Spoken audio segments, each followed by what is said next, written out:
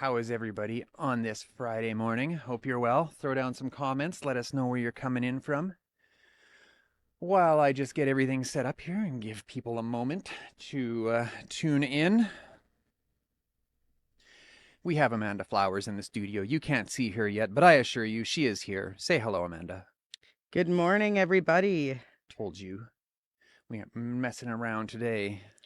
I've been on the page. Well, of course, I'm on the page every day and all week, every week. But this week is interesting to me. I was posting some memes that were about um, different pathways and about not being judgmental towards other people's pathways to healing and things like that. And I am shocked and grateful for the response that they've gotten, the meaningful comments in the comment section about how we do need to stop judging people who heal differently than we do. It's become very emergent.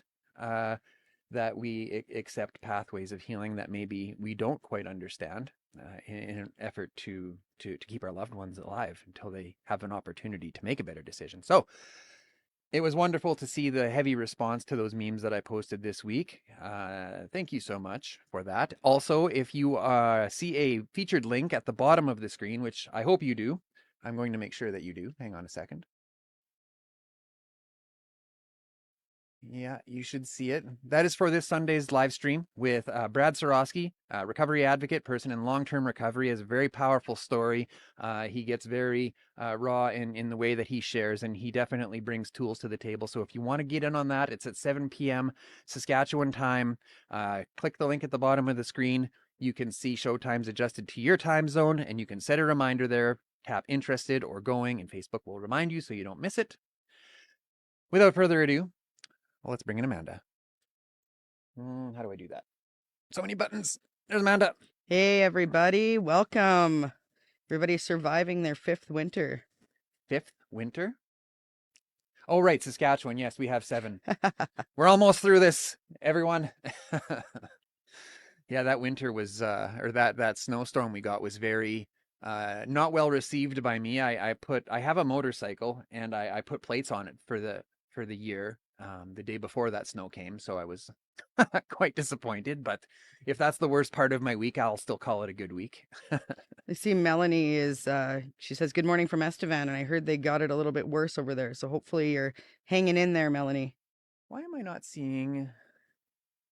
Oh, I know why I'm not seeing.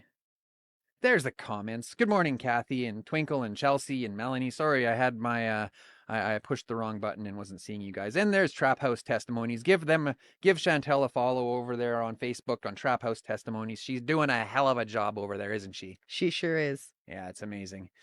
So anyways, why don't you we brought you here today to talk about reaching our youth and working with our youth and teaching other people how to work with our youth. I have been getting a really strong request from a number of people in our community and from other communities across Canada saying that they would like me to help them reach youth. Like there's such a strong push right now. I was at a couple conferences over the past few months and people kept coming, social workers coming, talking about our youth. So I thought I would bring in Amanda from Summit Counseling and Healing. It is a nonprofit organization. Why don't you tell us just a little bit about it? And why don't you tell us a little bit about yourself and why you're so passionate about it? Thank you, Daniel. It is Summit Outreach and Counseling. Sorry. That's okay. I did my best. So like Daniel said, my name is Amanda Flowers. I am a recovering alcoholic. And we began Summit Outreach and Counseling because we saw a gap in the system. And I actually brought a couple statistics to show you here. I'm just going to show you this one real quick. If we look at the children in care, there's a record number of 86% being identified as Indigenous. So that's the first piece. Okay, 86%. Okay, so we're talking about intergenerational trauma. We're talking about youth in care. The next piece that I want to show you here is it's a Global News article here. I don't know if you can see it, but I'll read you the highlighted points. Global News has learned that there were 3,412 children in the province's care in 2019. So 3,412 in the province's care, with 86% identified as Indigenous. Okay. So we started as a for-profit. we were doing well. But Hmm. there was something we didn't like. The first piece is we're making money off of people's trauma.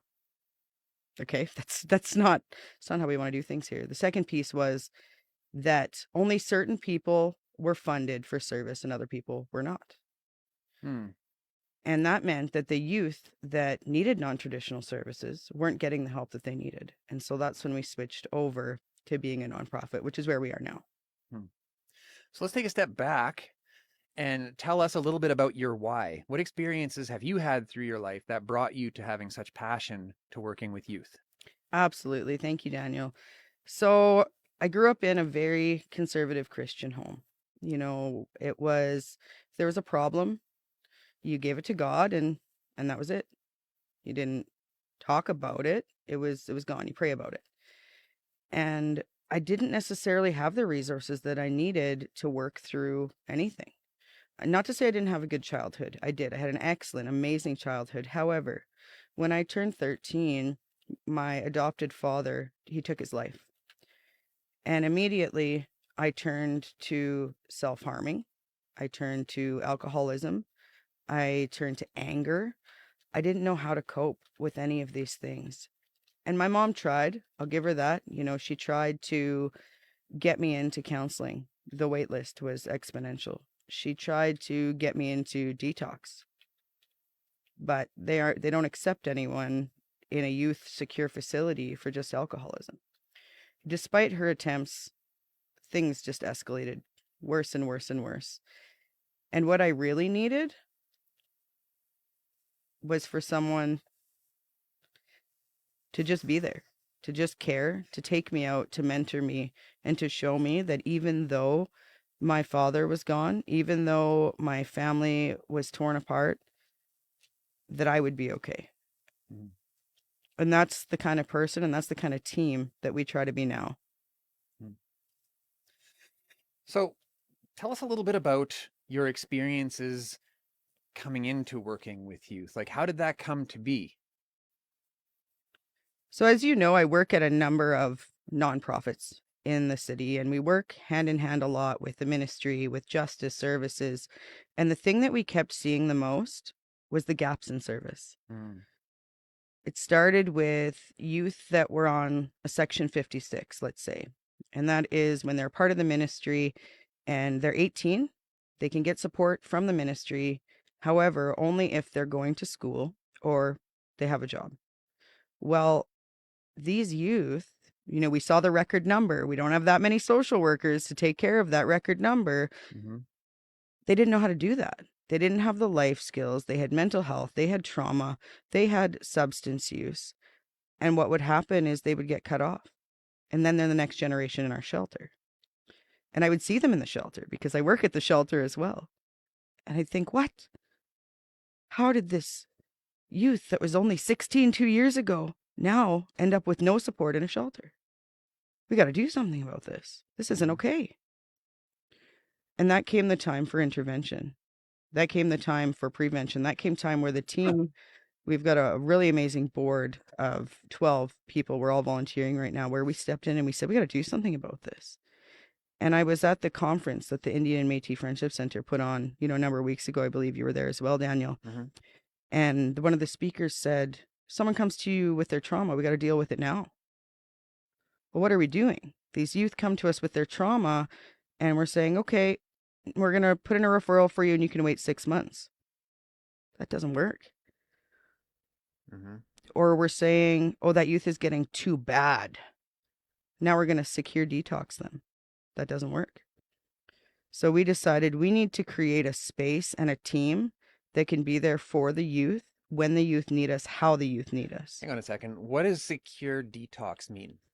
So if a youth is of high risk, so maybe they're using crystal meth or harder substances, they're not going to school, they're not living at a secured placement, then three people, so it's, a social worker, a counselor, and a doctor, can go to a judge and ask them to be secured. Mm. So what they do is they say, our youth has been using drugs for this period of time, they're out of control. We need to lock them up to detox. So what happens is the judge grants the warrant, they go get arrested, and they take them to either Calder detox or more commonly Regina. And so you're locked in for 7 days to detox. Well, guess what? That doesn't work. How does it, if you're forced to do something, it's not going to work. Well, let's go past that though. W- You're forced to do this. You dry out for 7 days, and then what services are offered to you on your release? Nothing. Another wait list? Maybe. Hmm. Oftentimes, these youth don't even have safe houses to go back to. So you've dried out, Right back into the fire. right back into it. And then our overdose rates go higher because now you don't have a tolerance.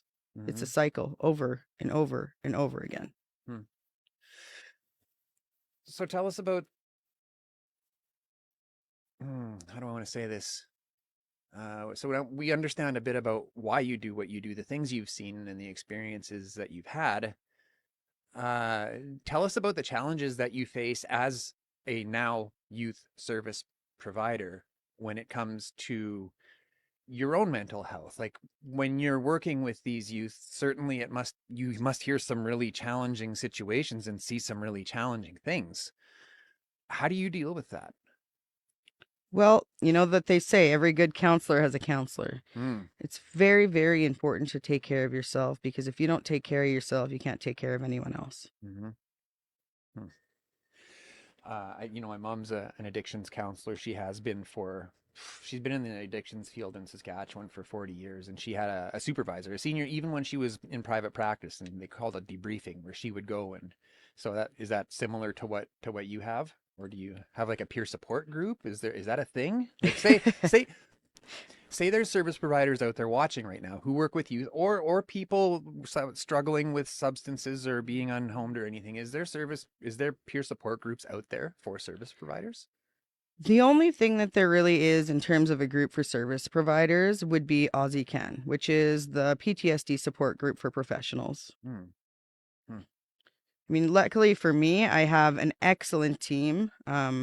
Phil, and I can call them, I can talk to them at any time, about anything that's going on. Hmm. So we have a lot of parents in the community here on the page and in the Facebook group. Give us some tips on talking to youth about these challenges, like whether they're already in them or they're, looking into them and experimenting. How are some of the ways that you've had success in talking to youth about substance use challenges? Well, if it's okay with you, Daniel, I'd like to do a little bit of an exercise. I love exercises. Do you? I Do do. you go to the gym? I do. Okay, it's not that kind of I didn't go exercise. this morning because I had you coming here. Have you ever played the game Restaurant as a child? I have never heard of that game. You never had someone come pretend to be the server, take your order, all that good stuff? Well, maybe. Okay, well, we're gonna do a little exercise called Restaurant right now. Okay. So I want you to pretend that you just walked into Donna's Cafe, we'll call it. Hmm. It's your favorite It's place. actually just right out there. It is, yeah. Yeah. And you're gonna take a seat, okay? So, hey Daniel, I want to welcome you. I'm your server. My name is Amanda. I want to welcome you to Donna's Cafe. Please have a seat. How are you doing today? Doing well, thanks. Okay, great. I'll be right back. I'm going off. I'm going to the kitchen. I come back and I put this down on your plate. Like that actual thing or like the piece of paper? The salmon. You get salmon. This is what you get. You get dry, a little bit burnt salmon. Okay, Do you like salmon? I do. Do you like dry, a little bit burnt salmon? I mean, it's better than no salmon at all. But Well, for our youth, they don't necessarily always like the dry, a little bit burnt salmon. Okay. What youth do like, though, are Mm-hmm. choices. Hmm. They want the menu. Mm-hmm. Okay. Not every service works for every youth. And so when you are working with a youth, you need to go over those resources with them Mm-hmm. and find the best fit. I had actually a professional come to me one time and say, "Why are you guys doing this? There's traditional services that the youth can use." Like, okay, you're not giving them the menu. Some youth don't want to sit in an office for an hour and talk about their feelings. They might be traumatized by the system.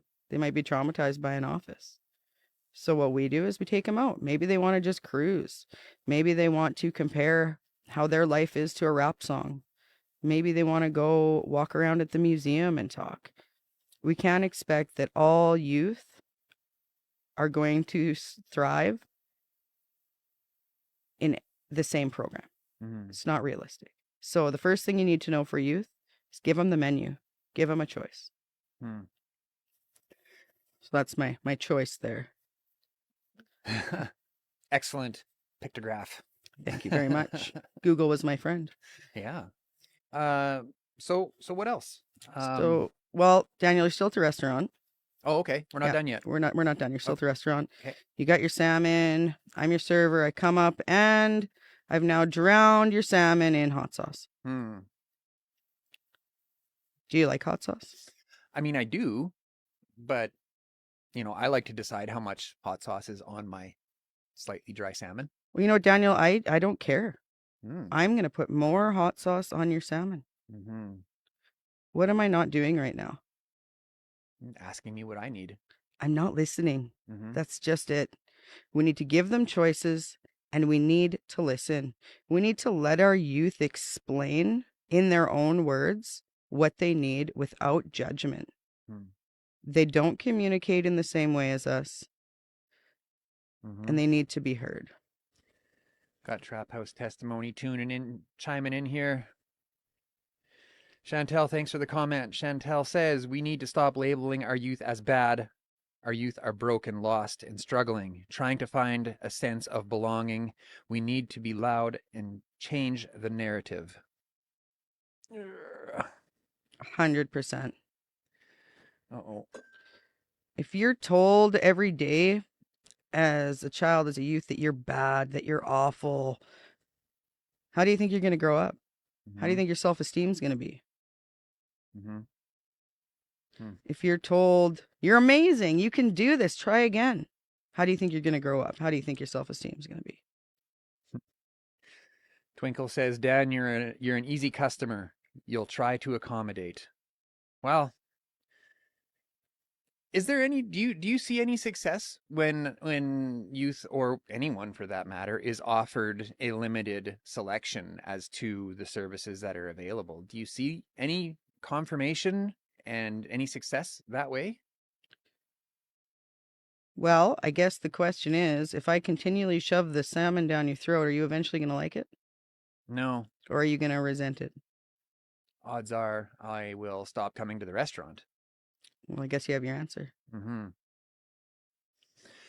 So what's the next part of the game? Well, you've been eating this super gross, really hot piece of salmon. And Mm-hmm. guess what?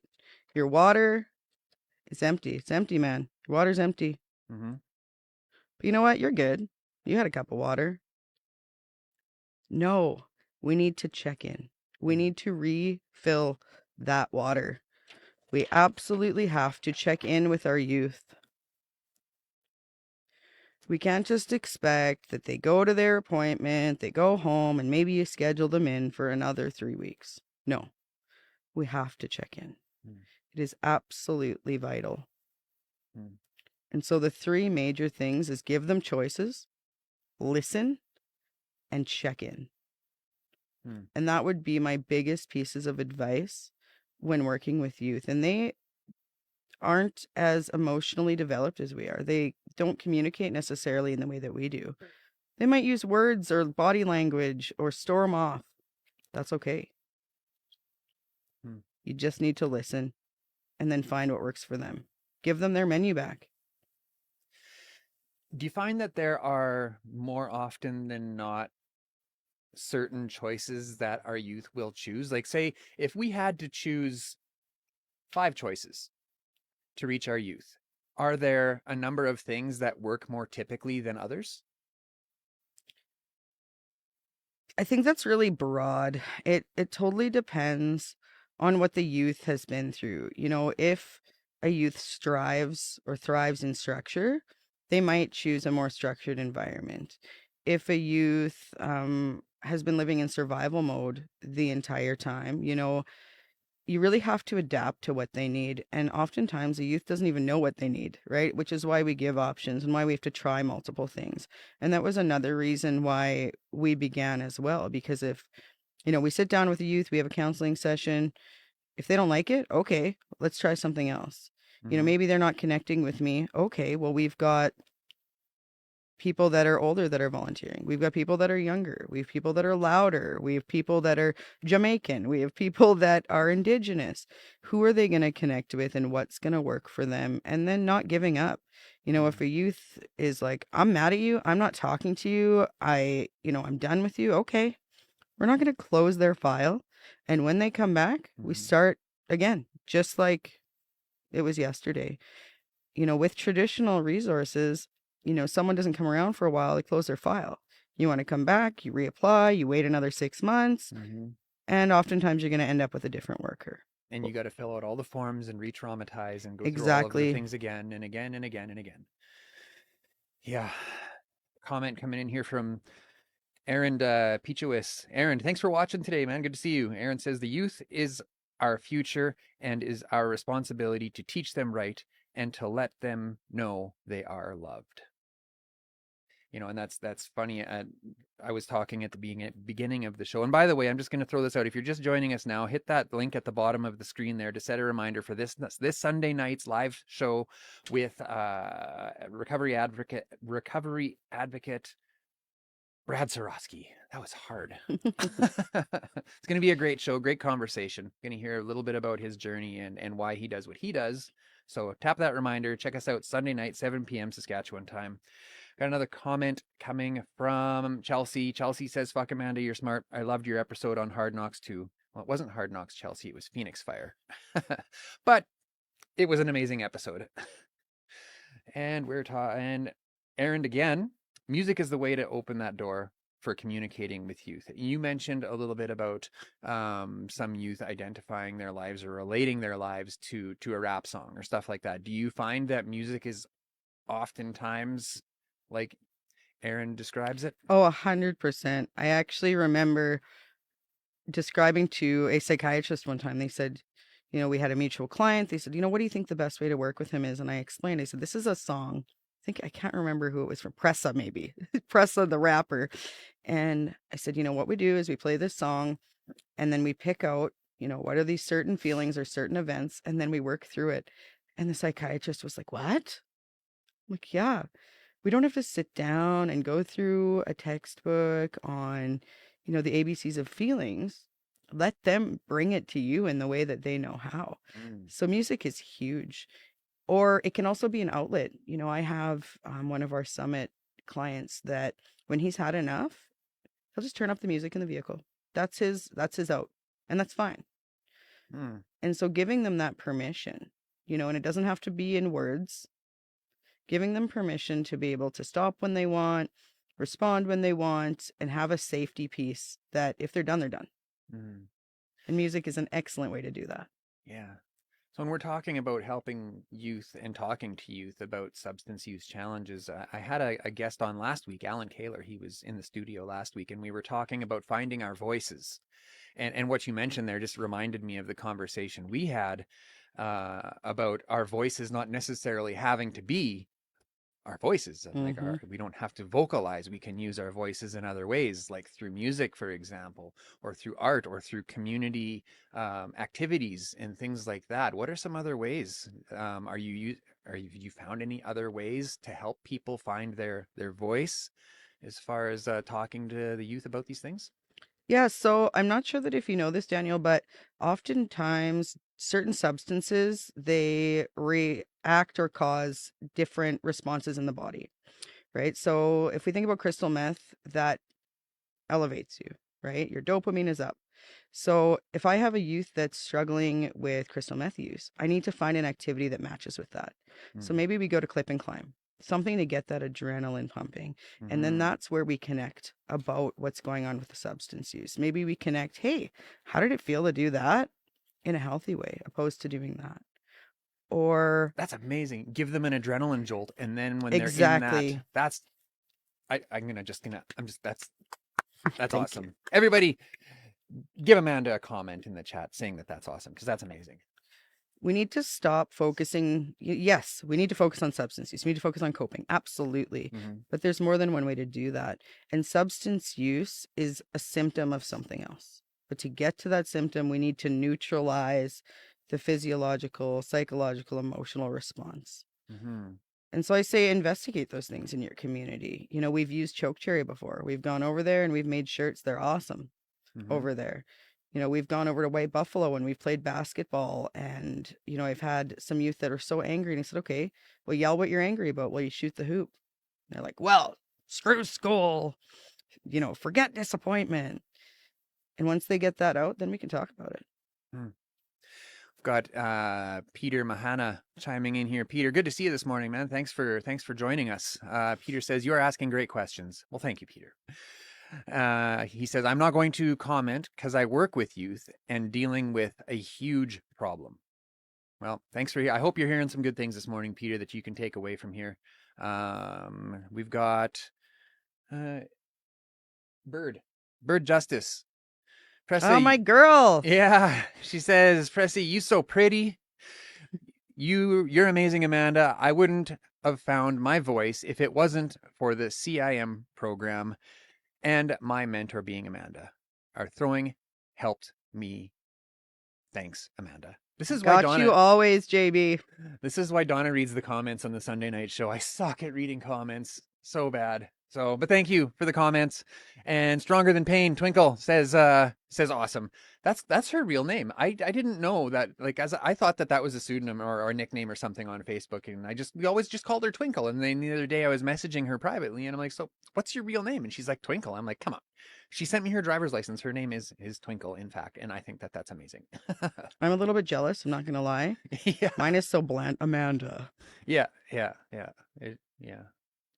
Well, something new to be mad about, I guess. The youth give me lots of nicknames, though. So that's Oh, yeah? okay. What are some of your nicknames? Big Stacks, because I always buy them like coffee and stuff. Oh, yeah. Yeah. Cool. So there's that one. Mm-hmm. I don't actually know that I can name the other ones, to be honest. But... So what else? I mean, you've given us some great tools here this morning. Surely you've got some more things that I haven't asked you about. Is there anything else that you'd like to talk about? I think the most important thing is to pay attention. Hmm. We really need to help our youth learn how to be loved.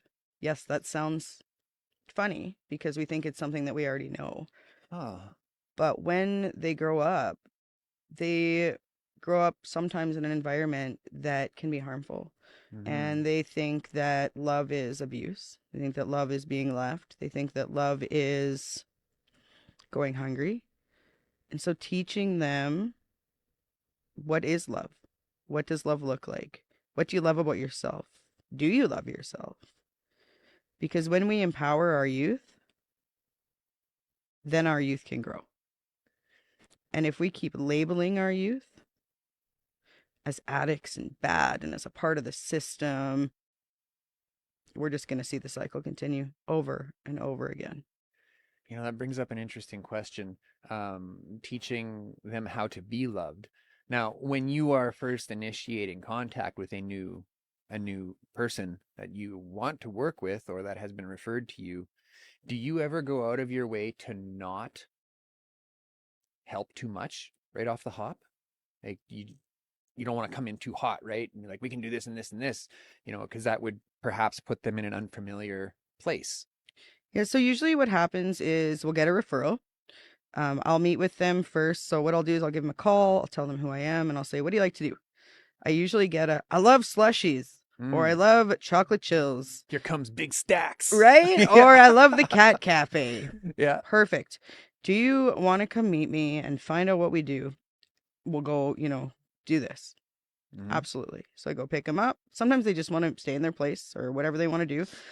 And I'll explain a little bit about who we are, about what we do.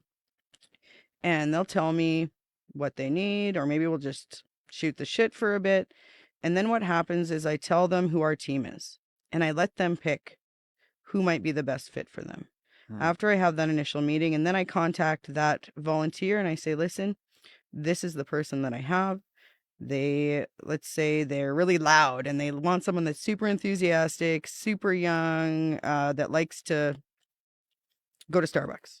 Okay, perfect. I'm going to pair them with someone that might be outgoing. Maybe they're quiet and they just kind of like to sit and they like to read. And I might say, hey, you've got a volunteer for you. What do you think about this person? And then they connect with their worker and then they can make plans from there. I'm just tagging you here So in the chat. instead of us deciding the youth, we let them pick who they want. Yes, we're a team, and yes, we will help every single one of them, but it just gives them that piece of autonomy to decide. Sorry, I'm a little distracted here. I'm just making sure. I'm just tagging your page again in the chat. Give Summit Outreach and Counseling a follow here on Facebook. They're doing great work. There was something else I was going to ask you, and now I forgot what it was. Oh, it was a good one too. It's all gone. Oh, Friday brain. Yeah, no, I got it. How does your lived experience, and you did touch on it a little bit there as far as relativity goes to the people you're working with, but how important is lived experience when it comes to talking to youth about substance use? It's vital. You know, I went to school as well. I'm a Canadian certified addictions counselor, Hmm. and I learned a lot, in the textbooks. Mm-hmm. But what I learned more was through my own personal experience with self-harm, being a lesbian, being an alcoholic, getting kicked out, running away. And what you can't teach is empathy. Mm-hmm. What you can't teach is relationships. What you can't teach is humility. Those are things that are learned through experience. And I'm not saying everybody needs to go out there and be an addict. You Mm-hmm. don't. But what you need to do is humble yourself enough to realize that you're not the teacher. Mm-hmm. You're the listener, you're the support, and you guide together. Hmm. Do you have any tips for any youth that might be listening who would like to engage in services? Now, you mentioned, you're not the teacher. So when somebody, say a youth walks into an office seeking services, what are some good ways to engage with those services? Like they walk in there and say, I need a person that has this experience. I need help with these certain things. How is it best for them to engage? So I guess I'm not 100% sure on the question, but if you're asking how they connect with us, Sure. they can just call Mm-hmm. 306-681-4911. Mm-hmm. They can email summitoutreachcounseling@gmail.com. Josh is currently still working on our website. He had to do some tweaks, so that should be up and running soon. They can message us on Facebook, ages 15 to 25. We don't need a parental consent. Anything younger, we do need parental consent. Mm-hmm. If our youth comes in, so we offer everything. I actually brought you like Maslow's hierarchy of needs as well. Oh, Maslow. Who doesn't love I Maslow? love Maslow. So if a youth needs ID, we're going to work with them to get ID. If a youth needs counseling, we'll, get them counseling. If a youth needs culture, which is huge. We already said that 86%, so that's 2,000, I can't exactly see the number there, are Indigenous children in care. We Mm-hmm. need to provide that service. So our team, like I said, consists of a range of ethnicities, a range of personalities, and we have a cultural liaison, Aaron Bala. I don't know if he's watching or he's around, but he takes the youth out, twice a week to do a cultural activity and then is going to start offering one major cultural event a month. We Mm-hmm. need to connect our youth to those things that we need. And if we don't know it, we're going to find a community organization that does. So we work, we'll go into the Indian and Métis Friendship Center or Quint or Choke Cherry, and we'll work with these guys to find the best fit for our youth. Awesome. All right, Amanda, I think we'll cap it there. You guys, if you're watching, give it Summit Outreach and Counseling a follow on Facebook. I've got them tagged in the chat. Again, check us out live Sunday night, 7 p.m. Saskatchewan time. Set a reminder. Link at the bottom there, featured. And I guess that's it for now. Oh, hang on a minute. We got one more question coming in before we turn you loose. Twinkle asks, did any of your alcohol abuse come from feeling as if you couldn't help them all?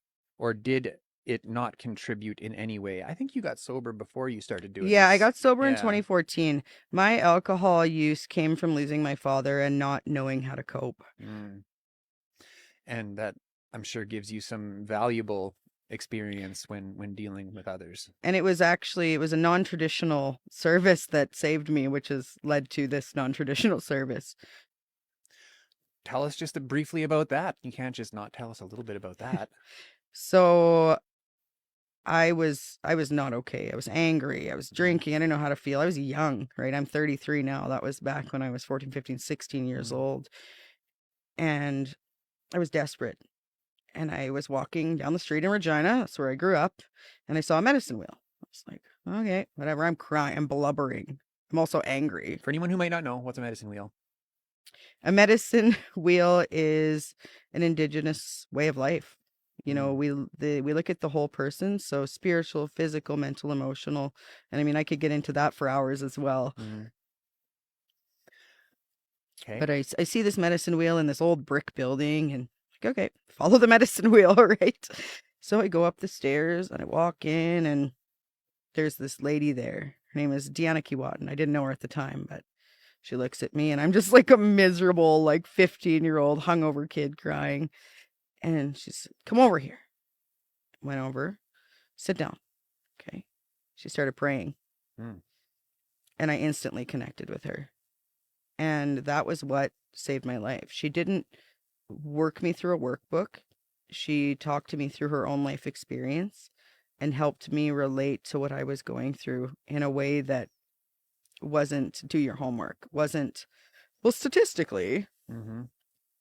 it was it was real, it was raw, and it saved my life. Awesome. All right, Amanda, we'll cap it there. Thanks so much for joining us today in the studio. Hard Knocks Talks, Freestyle Friday. I think that's what it's called. And okay, you guys, we're gonna let you go. Enjoy Have a your great weekend. weekend. Yes, all right. Let's get out of here. Take care, guys.